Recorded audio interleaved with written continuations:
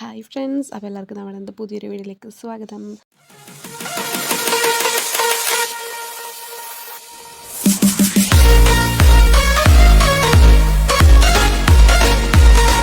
Hi friends, അപ്പോൾ നമ്മളിന്ന് ചാലിശ്ശേരിയിലുള്ള സരസ്മേള കാണാൻ വന്നിരിക്കുകയാണ് കേട്ടോ.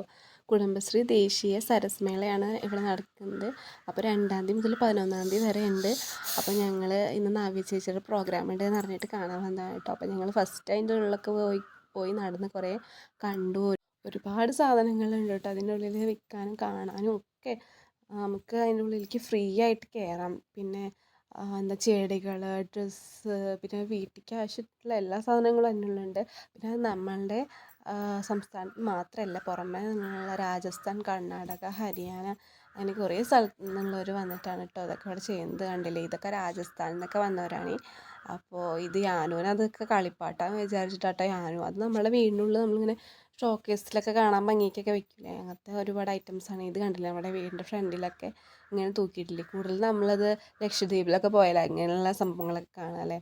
അങ്ങനെ വെറൈറ്റി ആയിട്ടുള്ള കുറേ സംഭവങ്ങളുണ്ട് കേട്ടോ. പിന്നെ ബാഗ്, ചെരുപ്പ്, അങ്ങനെ ഒരുപാട് സാധനങ്ങളുണ്ട്. അച്ചാർ, അങ്ങനെ കുറേ സാധനങ്ങളുണ്ട്.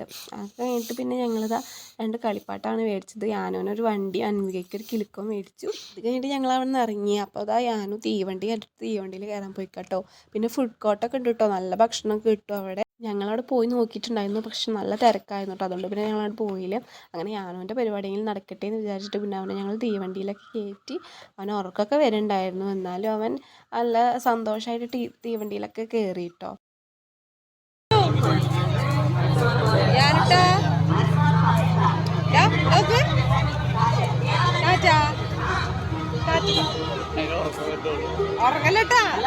യാനുവിൻ്റെ മുഖം കണ്ടോ നിങ്ങൾ, അവൻ നാണം വന്നിട്ട് വയ്യാട്ടോ.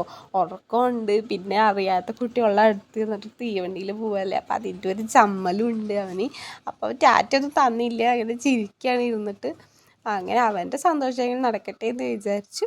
അത് കഴിഞ്ഞപ്പോൾ പിന്നെ നവ്യ ചേച്ചിയുടെ പ്രോഗ്രാം തുടങ്ങി. അപ്പം ഞങ്ങൾ അത് കാണാൻ നിന്നു. പക്ഷെ നല്ല തിരക്കായിരുന്നു കേട്ടോ. പിന്നെ നമ്മുടെ ഫോണിൻ്റെ ക്ലാരിറ്റിയിൽ ഇതൊക്കെ കാണാൻ പറ്റുള്ളൂ. പിന്നെ ദാ മുന്നിലൊരു ചേട്ടൻ നിൽക്കുന്ന കണ്ടില്ലേ, ഇത് കണ്ടിട്ട് നമുക്ക് വല്ലതും കാണാൻ പറ്റുന്നുണ്ടോ?